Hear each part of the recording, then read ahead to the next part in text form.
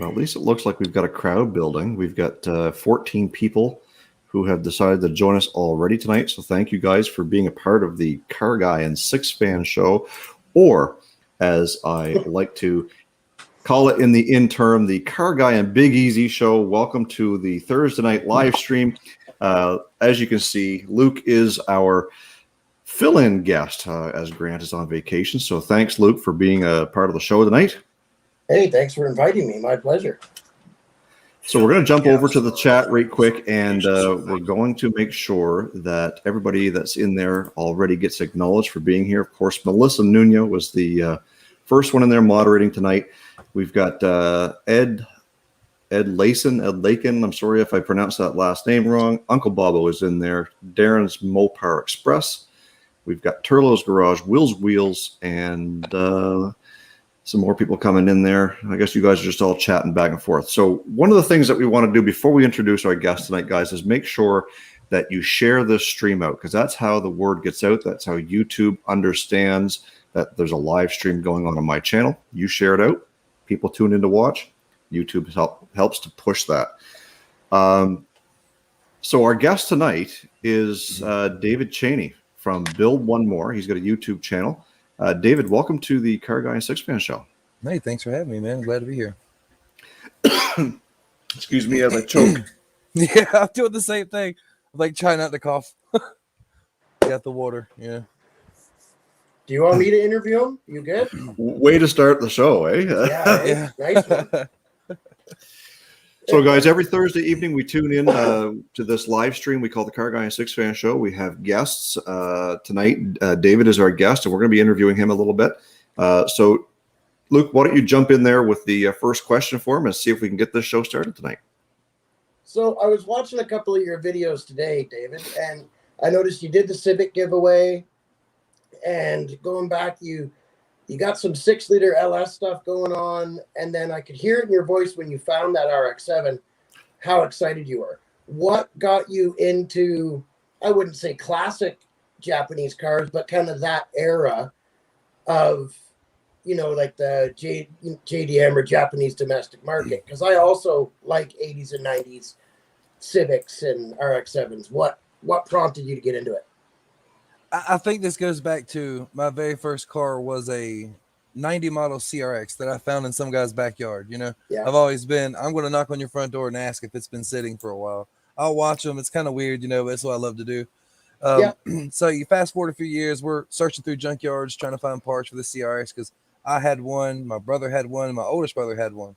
So, we were kind of like doing it. My dad had an Integra at the time. So we're searching through junkyards, and I come across this 89 Toyota Supra. Now, mind you, I'm 15 years old at this time. We all have Hondas, And I see this pop-up headlight car, open the hood, it says turbo, and I fell in love with it, And then, we found a FCRX-7 sometime after that. My oldest brother was going to get, but it sold out from underneath him. So, it's the rear-wheel drive pop-up headlights thing for me, I absolutely love it. You fast forward 6 years. The year I got married, I actually ended up buying that 89 Supra out of that junkyard and saving it, which was kind of fantastic. It's always been this is what I do. I find them and I save them. I send them on to a different home. I like the thrill of the chase, trying to find them. But man, just the older ones. And I didn't realize this until this past year, how hard they are to find. It's getting hard to find parts, just these old cars. And when you do find them, everyone wants an arm and a leg for them. Finding a decent Supra for less than 15 grand. Yes. It's impossible. I looked at one a couple weeks ago there, and it was a nice car, but it wasn't mint by any means. I'm Canadian, so it had 280,000 K on it, so 145,000-ish miles. Paint was faded, interior was all there, no rips, but faded, and the guy wanted 10 grand for it. And there was a big puff of blue when you fired it up. It was a running, driving car. Yeah. But it's kind of gone off the charts. It's crazy. I bought one earlier this year out of Florida, kind of sight unseen. I got some pictures from the guy, and I sent another fella after it, and it was a 91 turbo hardtop shell.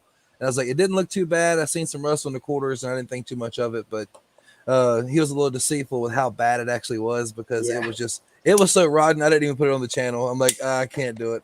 I sold it, and A guy actually drove from New Orleans and picked it up. He was excited to have it. You got crazy guys like Jason, who some of us are into foreign cars as well as domestic. This guy over here gets a Yugo. Yes, I've seen. Hey, when you see a cool looking car, like I can look at any car and I can see potential in it. True, even if it's a Yugo. So and you guys will get to see the transformation of that car. David, one of the things I always like to ask our guests on the show is kind of, what got you started? Like why cars? Why are you doing the mechanic work? Why are you, reviving these cars? And what does it for you? Honestly, have no idea. Like I could remember there is home VHS tapes. Yeah, I'm that old. Of my sister getting a Barbie Jeep. I'm 3, she's like 2, and the first thing I do is open the hood. There's nothing there, but like it's always been there in me. But as far as the mechanic thing goes, I realized I picked my first car up when I was 14 years old, cut enough yards, saved the money up. That CRX was $300, and I was ecstatic.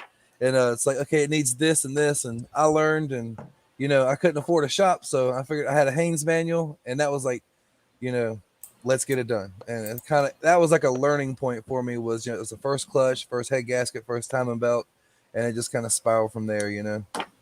Yeah, Barbie Jeeps are a great start. My brother-in-law / partner in crime, actually, the first time he rolled anything was a customized 48-volt Barbie Jeep that we put together.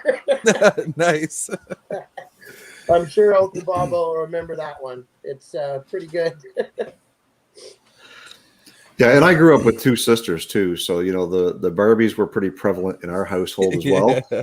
And one year, my sister got the Barbie RV based off the GMC. Yeah. Oh man, I was in heaven with that thing. I was plucking wheels off it, peeling stickers off it.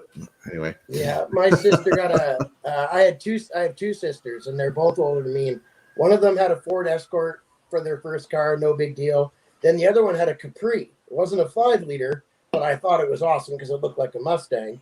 And then my oldest sister got, when it was new in '89, a Beretta GT. Nice. And I still have a soft spot for that GM V6 Rumble that you get from the 3.1 and stuff. Mm-hmm. And then that one got traded for one with a quad 4, a GTZ or Z, you're American. That thing would go door to door with a 5-liter Mustang in the early 90s. And in the early 90s, as I'm sure you guys know, 5-liter was it, right? So it was pretty funny that this 4-cylinder Beretta would be able to keep up. And that leads me into the RX-7 thing. Like I was watching your video and you were trying to figure out that how it breaks up at 3,500. One of the only cars that I remember beating my sister when I talk her into like stoplight to stoplight was one of those FC RX-7s. Nice. How much power do those put out like in stock form? I think it's 156 horsepower at the crank is what the NA one's rated for. Is yours NA or is yours turbo? Yeah, it's NA, sadly. Oh, okay. Yeah. And the breaking up issue is actually it's a 6-port NA engine, so the 5th and 6th ports open up by vacuum diaphragm at around 3,500, and they were frozen shut because the car's been sitting since '96. Yeah, it had a new engine put in it. The guy's brother backed into the driver rear quarter panel, which put a small dent in it, but I think what they said he kind of come from money, so his dad just bought him a brand new one, and it just sat in the field. Yeah. Must be nice, eh? Yeah, that would be nice. Crazy. So Dave, what got you started with the, like, I know we touched on it briefly, but what got you into the YouTube and making the videos? And has there been anything, like I know for my brother-in-law and I, there's been a lot of stuff that's just baffling. What do you find is the hardest thing so far about doing YouTube? I don't know. I guess trying to find the secret to the content that everyone's going to watch, like trying to keep it interesting, because I feel like most of the stuff I do is boring. Even though I'm fighting something just real small, it might take me an hour or 2, but I don't film all of it. Just it's the battle. Like for me now is picking up the camera and showing like it can't all be successes. It's got to be the failures as well. And what got me started was, I think the first video uploaded was 6 years ago, and it was a Camaro. It was the first V8 that I built. I had a 4th gen. I put just some random Summit cam in it, valve springs, and it was a good sounding car. I'm gonna put this out like 15 seconds. It's by far my highest rated like watched video ever, but it's been out there that long. It's like 10,000 views, which is funny. But as I started putting more and more content out, it was because my father got in bad health, and he lived about 2 hours north of me, so he couldn't see me or my son as often as he'd like. So if you watch some of the videos from a year or two ago, it's me and my son. He was like 9 years old at the time. So we kind of tinker with cars, and then my dad would be able to watch them, and that kind of went there. Sadly, I lost him last September.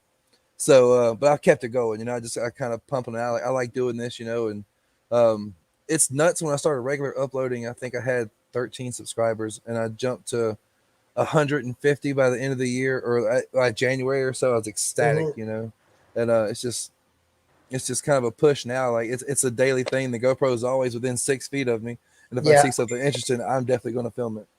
Yeah, I remember when we got to 1,000 subscribers, Bobo and I literally jumped up and high-fived, and then we were climbing really good, and then I got sick after I actually lost my dad also, so I know exactly how you feel.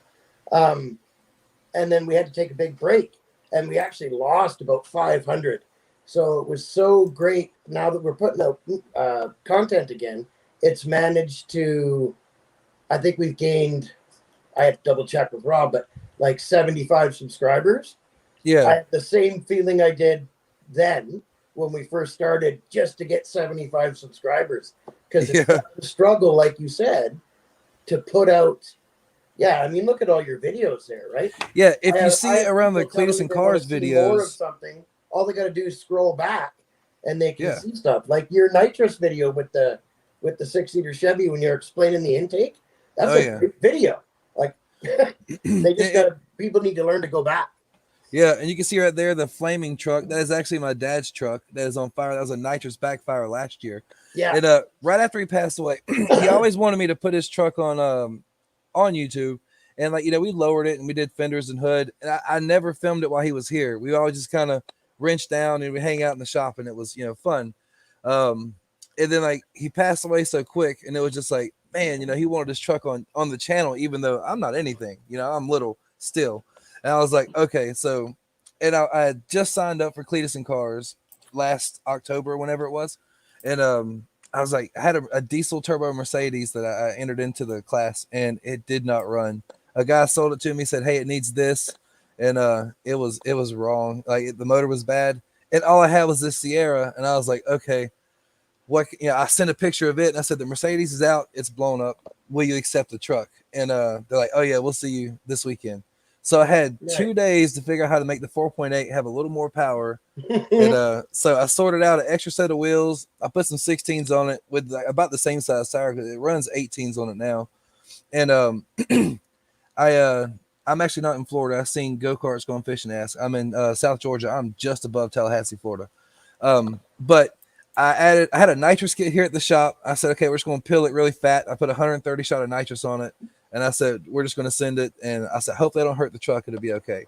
And so, yeah, when you get down there and the blood's pumping and you're seeing everyone run like the 12th car in line, I'm like, by the time I hit the burnout pad, I'm like, okay, I'm going to freaking send it as hard as I can. If it blows up, we'll just fix it. It's not a big deal.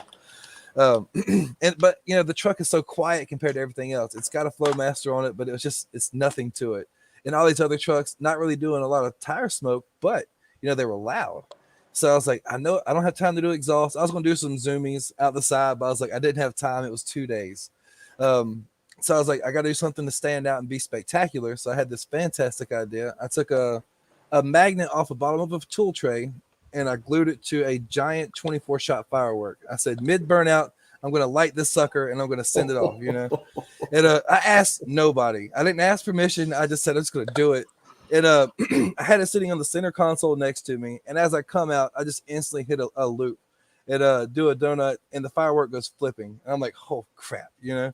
So like, I'm like digging in the back of the truck and I can't find it. It rolled underneath the back seat. And finally, like, I just stopped. I got off the nitrous and I was like literally reaching to the back seat, and you could hear it. And I think it's like SP Tuning's video. Garrett was like, what is he looking for?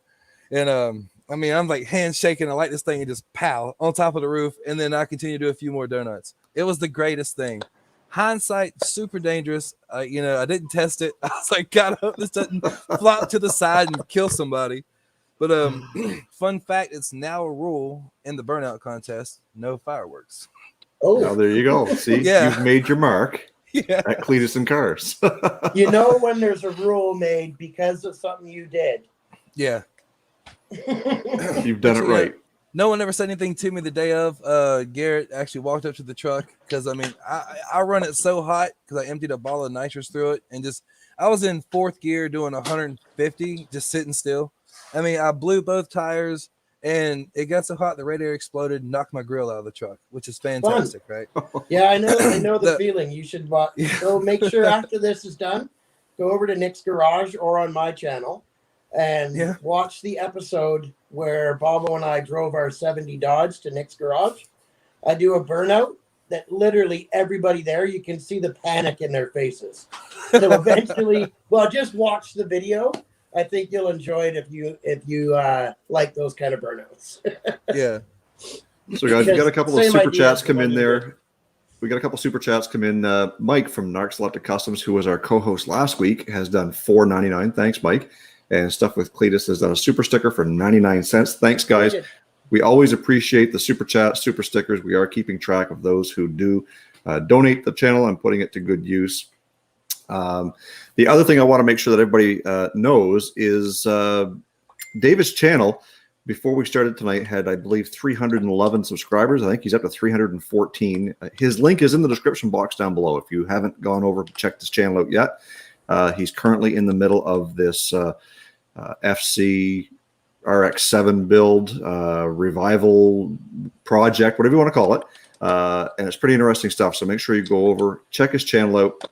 And if you feel like he's worthy of subscribing, go ahead and do so. It really helps. And that's kind of the whole purpose of getting him on the show tonight, was to help get his name out there. Dudes with Wrenches, another $3 super stickers. I appreciate that, guys. Thank you so much. David, one thing that I notice about your shop is that it's always full of cars. There's always cars in the background. Tell me a little bit about the business. You had mentioned you have bosses, so it's not your business. Yeah, I've been here for 9 years, which is long as anyone's ever worked for the guy that I work for. And he is one of one, but now he's one of 2 GM master technicians in this part of the country. So I've been training under him for this long. So I specialize in GM, but I come from a very heavy import background. So learning all this stuff has been quite fantastic. But man, this is we're pretty much centrally located in this small town that I live in. We have a lot of really great customers. We're pretty fortunate to stay as busy as we do. Some days it's a little much, but you take the good while you can, and you hate to sit around some days, but that doesn't happen quite that often anymore. Then do you guys fix everything, or are you known as like the shop that'll work on stuff like an old RX-7 as well?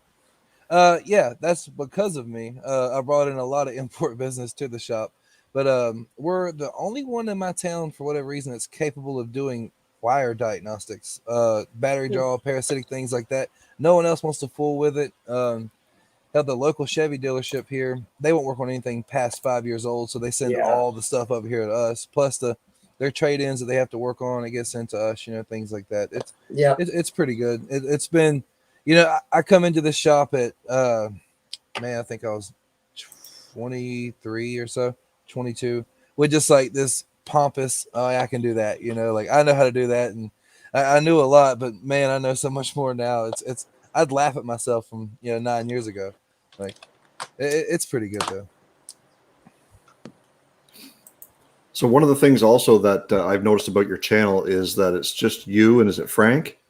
Yeah, Frank has been a good friend for a little over a decade, and he just recently started working for me because the place he's working at shut down due to this Corona mess. And he was like, I don't know what to do, and he had a little bit of experience, and I brought him on. And I've been trying to teach him what I know, and Glenn's doing the same thing. He's getting there, but he's actually sick right now with the flu or the Corona, whatever you want to call it. So I told him to stay away. Otherwise, he'd be behind me, doing what he did. He did S&R Motoring's podcast, but yeah, Bobo infected me. I had to go get checked too. So. I think when it first hit, before they had a name for it, it kind of spread through the shop pretty wildly. And we have a doctor that comes around, good friend of mine, and he's like, "It's the super flu," and I was like, "Okay, great," you know. And then about a month later, once they named it, he come back. He's like, "Oh, you guys definitely had COVID. Like, you're good." I was like, "Okay, all right." Yeah, I'm pretty sure I had it the April after it started. Yeah, whatever. So yeah. your RX-7, are you going to build it, say, with the rotary, or till the rotary blows up, and then maybe a 6-liter LS in it? Ooh, this has been a difficult thing for me. Okay, because I've been looking to the Turbo 6 ports. Kind of know they have great potential. Then I look at the LSs. I'm looking at transmission options versus adapter kits versus just using an LS training, and then everything's gone through the roof. Yeah, I know. Which kind of sucks, you know. Like it really, you know. I'm doing this all on budget, you know. Like I have a very little one, and making this happen. And the thought crossed my mind because I actually have a good VQ35 sitting over there. I have an Infinity, and I was like, you know, what better way? And doing research has been done maybe twice, never documented well. And I was like, I could do this, but I don't know. I don't want to piss off the rotary community by like turning it into a mini 350Z. But I'm at a point with the RX-7, like I have no intentions of ever getting rid of it because I like it. You know, I drove a long way to get this car for me, but I've had a guy since day one of me having it on my Facebook, like, "Do you want to sell it?" I was like, "No." And then every time I post a picture, he said, "How much?" And I was like, "No." So he messaged me last night, and he actually ended up buying an FB RX-7. It's red. It looks great. He's like, "I love this one, but I still want yours." And I was like, "Man, I just can't get rid of it." And so educate us the difference, FB, FC, all that, because okay, a lot of these guys probably don't know. The FB is like the first gen RX-7. I think it was from like 81 to 85 or something like that. Wedge style looking. Yeah, real wedge. They have a carbureted 12A, still a rotary engine. I don't think they're the best, but I mean, guys have done cool things with them. And you got FC from 86 to 92 or 91, and then you start the FD. You know, and I actually had an FD, which was a pretty cool thing. I got lucky on a few years ago, and I let it go at the bottom of the market and probably should have held on to it. That's the one that looks like the one from Fast and the Furious, right? Yes. I actually picked it up from the second owner. The guy had it sitting for about a decade. And what's crazy, the customer coming to the shop was asking about rotaries that have been sitting. And I immediately walked in there. I'm like, I'm chatting him up. I'm like, where is it? You know? And he decided he didn't want to buy it. So he finally told me about 3 weeks later where it was sitting. And 93 model, it's a base model, 5-speed twin turbo FD. It was beautiful. But it had set in the sun for so long, it was pink. It wasn't red anymore. And a few conversations with the owner, he was reluctant to sell. And then he we chit chatted, he's like, okay, I'll sell it to you. And then he told me like $4,000. And like, I was like, wow. Are you kidding me? And he's like, I swear it runs. It just sat here so long. And he was cool enough. I just wanted to make sure because, the 13Bs are expensive. I said, can I put a fuel pump in it in your driveway? I want to make sure that it's all okay. He's like, and then we had a few good afternoons, just hanging out with this guy. He's wrenching on his car. And he's like, and when it crunk up, I handed him the money, got the title. And it was just like, that was history, but I had it for a little bit and actually traded it for an R32 Skyline and then traded that for a big turbo Supra. And was like, okay, that was a good summer. It's like 3 years ago. But I noticed on your channel that you do a lot of trading too. Like yes. Anytime you're going to pick up a car, there's always one on the dolly behind you. Yes. So that's one way that a lot of people don't realize that just because you may not have any money, you might have something somebody else wants. Yeah. So if you're looking at a vehicle, something that you might desire, or even if it's something you just want to flip, and you've got something kicking around, never hesitate to throw that out there. Say, listen. Would you take something on partial trade? Because there's always an opportunity that somebody might say, yeah, I think I can get something for that. Yeah. Or, remove that as part of the cash price and give you a little bit of a trade for it. So do you do that a lot? Like, is that something you use to your advantage? Yes, I do. The buy sell trade is like a big thing, and I get a lot of flack for it because the minute I get a really cool car, I'll get a decent offer, and I'll be like, okay, and I'm a sucker for it. I love to fix them, and just to really get them where they need to be. it's like I was saying, the guy that's been after the FC, he said, okay, I know you won't give me a cash price for it. You won't take it. He's like, I want to trade you these. I was like, what's these? So he sent me a picture of 5 cars, and he said, I'll give you all 5 of them for the RX-7. And I was like, what? And they all have their issues, but it's potential for decent content and making a good bit of money at the same time. Because, I mean, we're talking about a mid-90s 535i BMW is 5-speed. It runs and drives with clutch slips. Got a 95 LS 400, needs a fuel pump. A 2003 GS 430 that runs and drives. And a 91 Civic Si that's got a single VTEC swap in it, which is kind of cool. And then the 5th one was a Nissan hardbody, which I know I could sell quick in this area because I don't know, these guys like them around here. But I was like, I mean, the RX-7's not perfect. I've seen a bunch of pictures of it, just like, you're making an offer on something you really haven't seen in person. And he's like, I don't care. I just like it. And I'm kind of torn, like, do I do it or do I not do it? Because I'm really attached to it for whatever reason. I'd keep it then. If you're that torn, and Bobo's going to, I can't talk about this in front of Bobo, but we went and picked up a 401 powered Jeep Honcho, which is a big deal in the Jeep world. Rust-free, original paint. It wasn't nice paint anymore, but it was rust-free, mechanically restored, and we got home and I sold it. Yeah. Because the guy, and now I could probably get 5 times what I sold it for 3 years ago. Like, it's and I've always wanted one, but just the way it lined up, this guy said, I'll give you this. And then I was like, well, that means I can go get that Dodge truck. And it just, and the second I did it, Bobo told me, you're going to regret this. And then, so if you're attached to it, I mean, it is just an RX-7. It's no 401 Honcho. Yeah. But if you're that attached to it and it's a big deal to you, I'd say V8 swap it and don't worry about ticking people off. Yeah. I mean, I'm the king of it. And we're going to put a Hemi in Bobo's 67 Chevy and a V10 in our 70 D100. So trust me. Yeah. But notice how easily he said it's only an RX-7. That just rolled off his tongue. Yeah, right? I'm just. That's not what I meant. Before we go any further, I do want to acknowledge Uncle Bobo threw in a super chat there, and I failed to mention it earlier. But thanks, Bobo, for $13.99 Canadian in the super chat, as well as King Eric throwing out $1.99 US. And somebody else earlier in the chat had asked, where's Grant tonight? So if you've been away for a couple of weeks, Grant's been on vacation. He's in Iceland, out of the continent, basically doing this trekking thing. And so in solidarity of him not being here, I'm actually wearing one of his shirts tonight, Buzz and Half Dozen, the 300 Street 6 Ford. We're talking about trading and bartering and all this stuff. And one of the things that you got to come to grips with as at some point as a car guy is the dollar value associated with sentiment.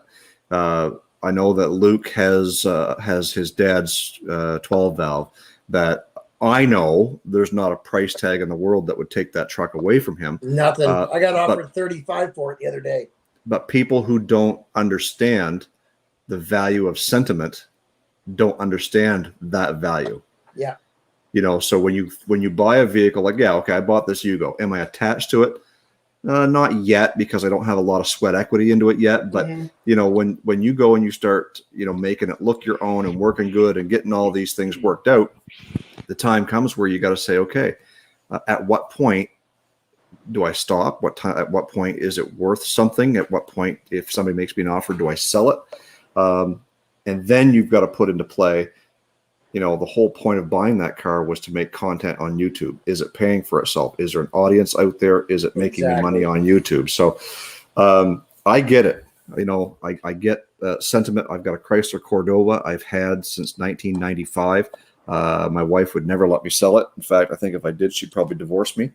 But there's that whole thing when you're buying and selling. Sentimental value and, like you said, sweat equity. Yep. Are you attached to it because you built it from the ground up? I mean, absolutely. My 12 valve, all I've done is take care of it.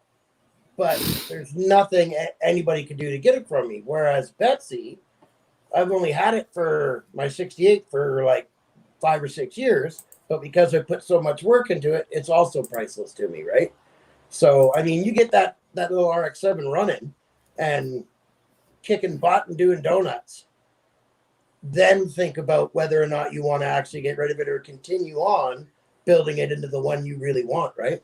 Yeah, true. Which I had to come back up to the shop just to pick it up because I'm driving it home tonight for the first time. We're gonna stretch its legs on a 20-minute trip just to see how it does, and fingers crossed I don't get broke down between here and there, But it's really I told the guy I had to sleep on it, because I'm looking at money potential plus several things for the channel potential, and that's it, because it's how I make extra money as well, not necessarily just for the YouTube content, but I mean the white Civic, that I had a few weeks ago, I actually, got it out of Chipley, Florida, and it had been sitting for about a year, and I got it up and going, and I had no intention of selling it, but a guy made a really good offer. He wanted it way more than me, and I was like, okay, and I just got sent the link to that RX-7, and I was like, yeah, and I couldn't come to a cash price with him.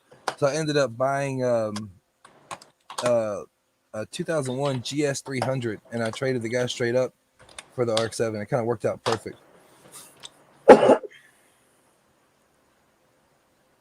Hey, you guys both in Canada? No, yes, we are actually. Yeah, I'm on the East Coast. He's on the West Coast. You live in Canada, nice. Jason. Yeah, sorry.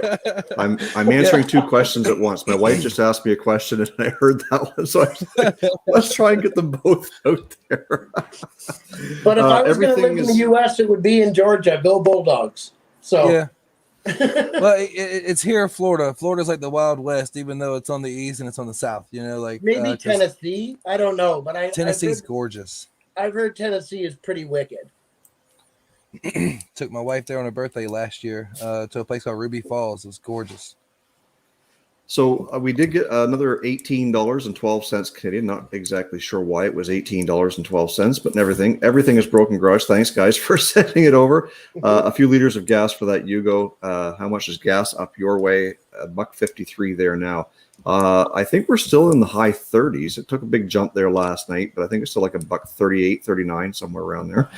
That's cheap compared to here. Yeah, that's per liter, David, too. So, you multiply that by 3.78, and that gives you a U.S. gallon. Yeah. So well, we're at $3.20 a gallon where I'm at. Yeah, so that would work out to over 5. Yeah. It's insane. We just had a hurricane come through Louisiana, and so that always affects our fuel over here in Georgia because terminals are there or something. I'm not really sure. It's just away from the price gouge, and that's okay. Yeah, and I think they're always looking for a reason to increase the price on fuel. Natural disasters are a very good one for that. We're getting all that rain up here, up on the coast, because we're on the coast today. And it's just the tail end of that hurricane as well. And last night, our gas took a hike, 6 cents a liter. So, any excuse to do that this weekend being Labor Day weekend. Another reason why they increased the price of fuel, simply because people are going to travel, right? Yeah. Yeah, I did the same thing here today. It's just ridiculous that the price goes up. Of course, we get nice weather here, though I can't complain. It's not like back home on the rock. Geez, it could snow 5 feet overnight, right? Oops, sorry. I hit a button I didn't mean to. What are you doing there? I'm sorry. I thought it was me, to be honest. Well, stop clicking. Sorry. We've got... where are we? We're about 33 minutes into the show. So I think what we're going to do is we're going to kind of just redirect a little bit. I know that I usually like to ask around the panel, Grant and I, things that are up and coming on everybody's channel. So David, is there anything that you want to share with everybody that may want to give them an incentive to come watch what's coming up on Build One More? All right. So next week I will be uploading a video of the RX-7 being thrashed completely because it does run pretty good. So we're going to go put it through its paces at a private road somewhere. And then I think we're going to have an update on Frank's Civic as far as getting a new front end because he did hit a deer a few weeks ago. But we thought the insurance was going to take it, but we got to keep it, which is fantastic. So we got some crap coming up for it. And I am going to do a teardown and tutorial on a 6-liter GM on how to put a cam in it, which will come up in the next week or two. And this is an engine out of a car or a truck.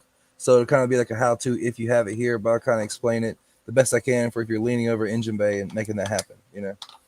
Nice. That's pretty cool. I see, I see a lot of guys work on these things, and sometimes, taking a look at the new school of small block Chevys versus the old school, like what I've got. It's neat to see how certain things come apart. I know the heads are a little bit different, lifter valley, stuff like that on some of those things. That's the aggravating part, is having to pull the heads to get to the lifters, but the LS is such a simple engine, and it's fantastic. You know, it's hard to beat. Luke, why don't you tell us? Yeah, I seen that. Another deer accident. Why don't you tell us a little bit of something that people can expect over on Coastal Auto Reaction coming up in the next video? Well, we got there's another episode of our antics over at Cold War Motors. Jason graciously helped us do the one where we test drove the Olde Carr and the Citroen. So the next one will be the rest of the trip at Cold War. And then we got Bobo and I've got my dad's 39 Ford going again. It's going to be for sale. So we have that video, and then me finishing the work on Betsy. Now that Scott had a whole bunch of stuff fixed, there's another video of that coming, and fixing Black Sheep from months of neglect and beating on it. And one other thing that I'm not allowed to talk about, because I'm not supposed to talk about it yet, but and why tease you gotta pay attention and watch. Jason knows what it is, but I'm not supposed to say anything yet. He just likes to tease, that's all. That's the best way. So coming up on Olde Carr Guy, there's not going to be a video this week just because way too many things going on. I'm taking advantage of the live show being on my channel for the last 3 weeks as kind of my upload per se. But the Yugo is going to get some love. We get some tune-up parts coming for it.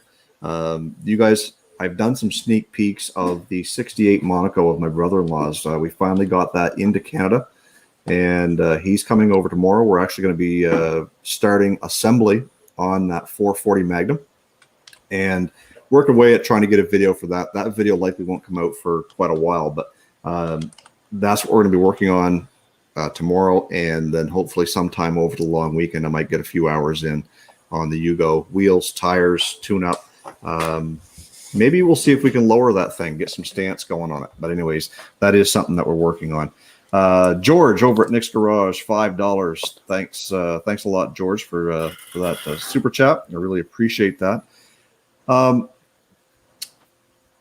Luke, with having the biggest channel here, I'm going to ask him a question that maybe it will help you as well, David, as far as moving forward with your YouTube channel. Luke, what do you find maybe the one thing that nobody ever taught you about your channel that you found to be something that gave you a little bit of success that might help David grow his channel as well?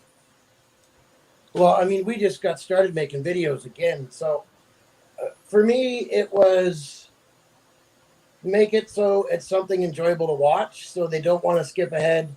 Like some of ours, they had way too long of intros, and you got to get used to the fact you're not going to make everyone happy. There's always going to be a half dozen people that don't like it, if not more. And film yourself doing something that you truly enjoy and love and are passionate about, and it comes through onto camera. If you keep trying to do stuff that you think everybody wants, it's never going to work. That makes sense. Yeah.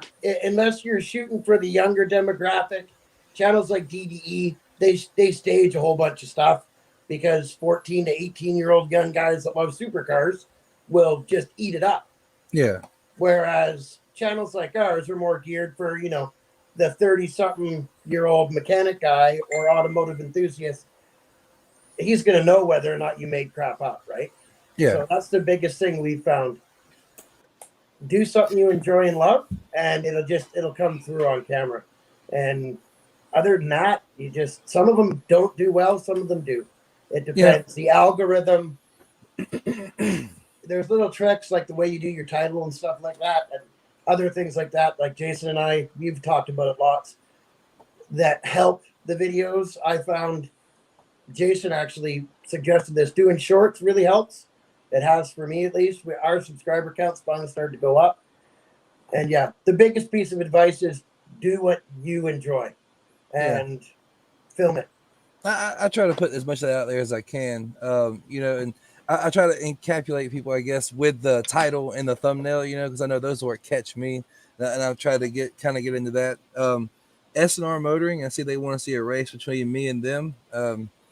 Like I got $100 says my RX-7 and a 50 shot of nitrous will outrun the crap out of that new Edge Mustang. I would put money on that. There. Humor helps a lot too. Yeah. Oh yeah. Yeah. Which I think what he was alluding to with that $100 bet there. Katrina's Garage, $5 Canadian super chat. Thank you so much. Sold a 77 Nova today and spreading the love. I really appreciate that. Thanks for sharing your profits.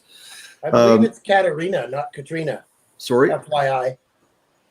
Katarina. There you go. My bad. The other thing that I wanted to add to that too was simply to be yourself. And I think you do that very well. That's one thing that you see a lot of people trying to impersonate or be somebody else or duplicate something somebody else is doing. It may or it may not work, but the easiest thing in life to do is to tell the truth and be yourself, because it never changes.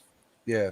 And be nice when guys with crappy square body Chev think their truck's faster than your old truck, when it's really not. Hey, I love square body Chevys. Okay. Oh, they're beautiful trucks. He thinks it's faster than mine, and it's just not. Yeah, we I didn't do any. I had a lot of footage of one I built for a good friend of mine. It's a 84 C10. I put a high compression 6-liter in. It's an amazing truck. We got some race footage going to a local track with it, and consistently a 12.8 truck, which doesn't sound like a lot, but I mean it's still full interior with AC. Like it's a beautiful thing. Like I love the old square bodies. Those in my part of the world, they're all rusty for one, and two, they're extremely overpriced. So you know it kind of sucks. Yeah, like his is not rusty, which is the only one I've ever seen in my life that wasn't like that. It's because the old 305 leaked so much oil, it was coated pretty well underneath the bottom for the last 20 years. So like it had no chance to rust out. That's fantastic. Gary Mathis says when it has gas in it. Yeah, thanks. Gary. Yeah, right. Appreciate the help on that one.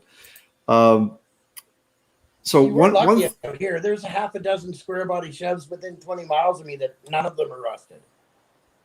So one thing that I wanted to bring up tonight about just being a part of the show and being a part of the community is I seen somebody in there type in community not competition, and that's the biggest reason why we Grant and I decided to do this show 6 seasons ago, was to help ourselves get to 1,000 subscribers, and that was kind of our goal when we started the show, was get involved with the car community and find other channels that are like-minded like ours. And so Here we are 6 seasons later, and we're reaching out to big YouTube channels like Vice Grip Garage, Junkyard Digs, the Craig 909, Nick's Garage.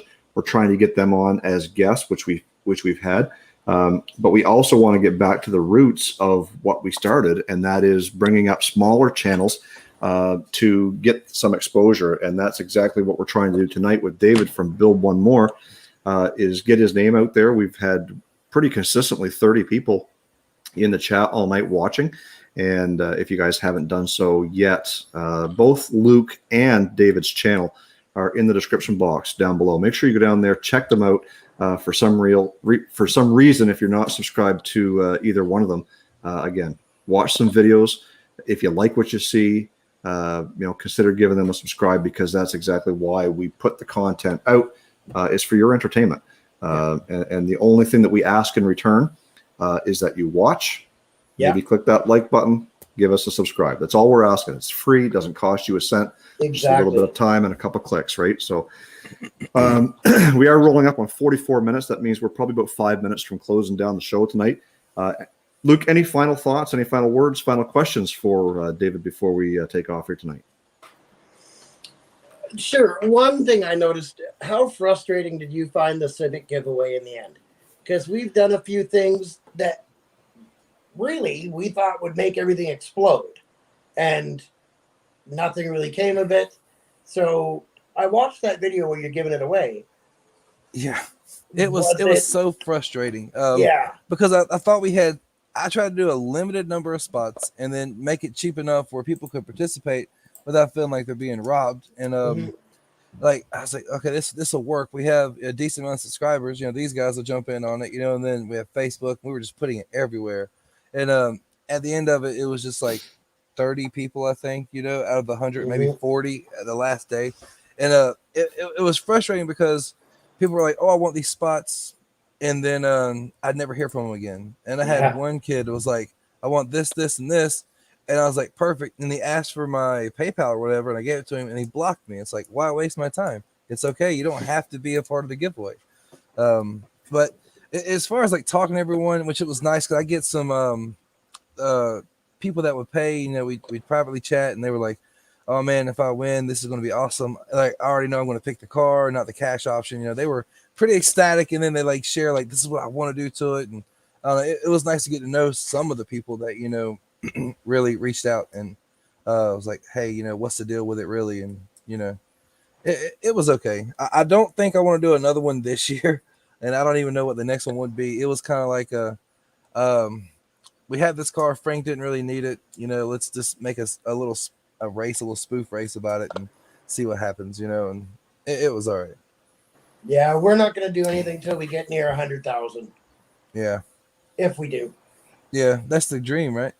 Yeah. Well, we were gaining good, and then everything to a halt. But like I said, we gained another 60 or something recently. So nice. If you're doing it because you really want to and you love it, it'll pan out eventually. Yeah. Kevin gave me that advice from Junkyard Digs. For the longest time, he had like 45, 50,000 subs, and that was it. And then his buddy Wyatt and him filmed the tow truck videos, and it hit the algorithm right. And bam, it just skyrocketed. It's just once you get out there, we've had 2 or 3 big jumps, and then you got to hit that right algorithm and go. And I love his videos; they're so cool. I bore my wife to death with him. You know? Too. He had, I think, 3,000 subs the first time I chatted to him, and he's exactly the same now as he was then. So he's got like 600,000 or 700,000 now. Same dude still. So nice. That's good to hear.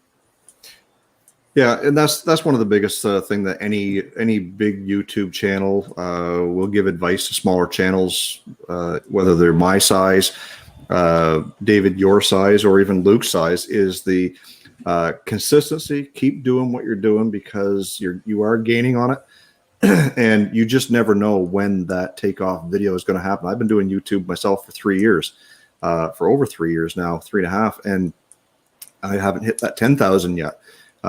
It might happen this year. It's looking like it's going to happen. But if you keep doing it and you keep putting out the content, one of these days, it's just going to come like that.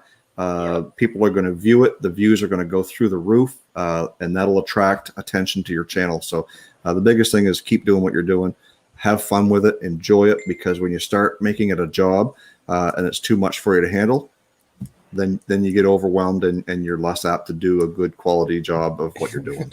Yeah, I gotta get things to quit catching on fire on me, and then I'll be good, you know. Literally. Yeah, with the C.A.R catching on fire because of a nitrous backfire, and I didn't film any of this, but in the first or second RX-7 video, it caught on fire, and I had just cut the camera off. You know, I was like, oh man, and like it was a big mess. That was rough. You know, I don't need any more of those, but that's probably what'll get me there. You know, is YouTuber burns down shop. You know, yeah. But I don't want that to happen. Well, that's like George said. One of the biggest videos that gained for them was a Volvo video. Yeah. So and they're like, pretty well. They're muscle car based. That was crazy stuff has happened to us like that too. So, I mean, it's hit or miss. Like it depends on the type of content. Like I've had a test and tune video that did very well earlier this year. It was like one of the first ones we went to at a local track called South Georgia Motorsports Park. But I think it was just mainly the local guys being kind of nosy on what each other ran. And some of the cars I knew were grudge cars, so I didn't post their times. And people would message me like, hey, what do you run? you know, where's that footage? What do you think he ran? And I was like, that's not what I'm here for. Yep. Well, you know what? You just never know what's going to strike that algorithm. I did, I bought a Grand Marquis 3 years ago almost, and with no intentions of that ever being necessarily a project vehicle. But when I posted the first video about it, it took off, and I've since bought another one, put a lift kit on it, had a lot of fun with it. And there's more videos to come with that and both of those cars, because those seem to be what people are driven to more so than a Yugo or a square body or anything else. So, which is I just crazy, remembered something. Go ahead. Before I forget, because my memory's horrible now. The thing I can't talk about will give us a bunch of exposure. And I noticed, like Ellie's Garage said, thanks for support the smaller channels. I've actually spoken to the people that are going to be sponsoring us, and they're all for having channels mentioned, and that's where I get the community, not competition from. Beautiful. Is stuff like Bobo and I are flying out at the end of the month to the charity car show that Sobering's putting on, and we're going to film and do a big live stream there. That's the other thing I forgot to mention. September 23rd, we go out. The show is the 25th. We're going to talk about it in the coming videos, but make sure you stay tuned for that. And yeah, it's channels need to support each other. Yeah, I appreciate the opportunity to be on the podcast. Like, fantastic. You know, Randall and Scott had said, you know, hey, reach out to Jason.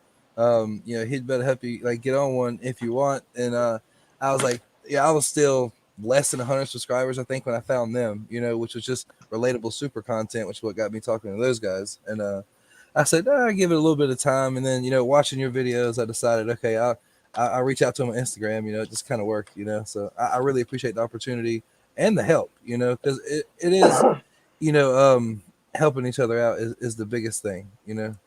That's all I want. That's exactly. That's well, and that's the way it is, and that's one thing you'll find about the community that's been created here around, you know, Luke's channel, Nick's channel, my channel. There's several other out there that are kind of not afraid to throw other people's names out there, and I know that there's big channels out there that won't even so much as mention a channel's because they think they're going to be a competition or something. I don't know. Yeah, but it's ridiculous, right? It is. It is. Yeah, I mean, believe it or not, as many car channels that are out there that we watch, you know, I can probably name 10, and out of those 10, there's probably 5 that neither one of you have heard of before, and vice versa. You could all do the same thing. The automotive community on YouTube is small in comparison to a lot of the stuff that's out there. So all we have to do is help support each other, continue to, you know, spread the word of other channels. You find something that's great, share it out. Don't be afraid to do that. That's what we're all here for. That's what got Scott to invite Bobo and I out to his place. Yep. And we're going back. At least we've already got 2 other trips planned, and what we're going to film. Like, for him to, and there's a good example for you, David. His channel is what I would consider big. He is the originator of the will it run genre. Nice. But he still only got about 60,000 subs because he never used to tell people to subscribe. Since he started saying that at the end of his videos and releasing it, here's the last piece of advice too, releasing it every week on the same day.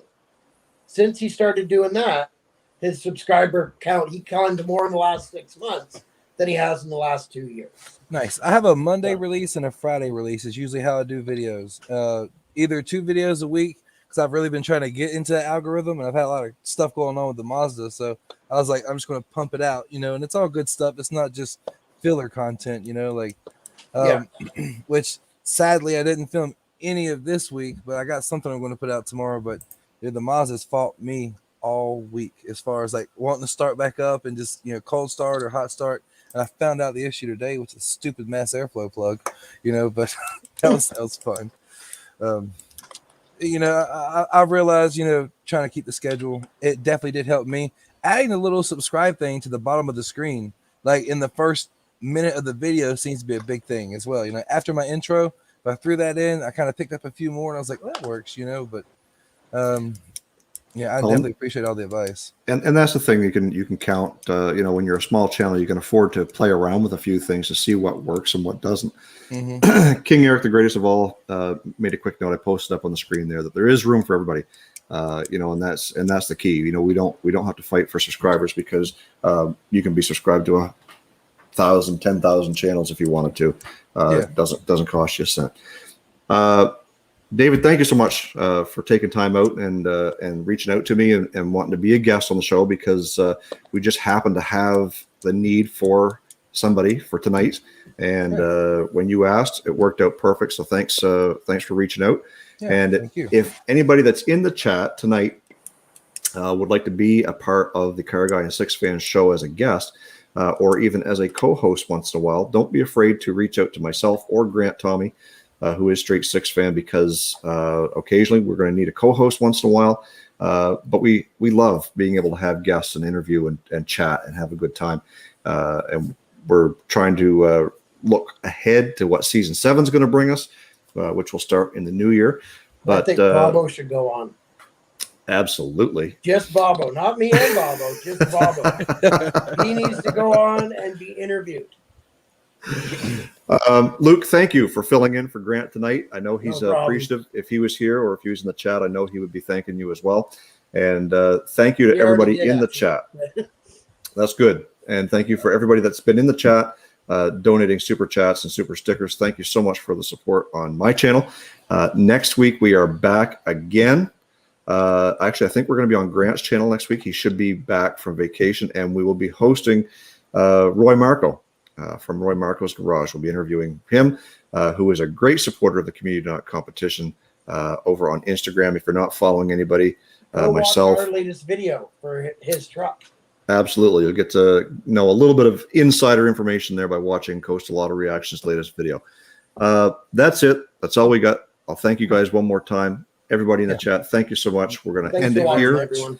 And we will see you all next week. And I'll end this video with stay focused on the windshield, not the rearview mirror. Love you guys, and see you next week.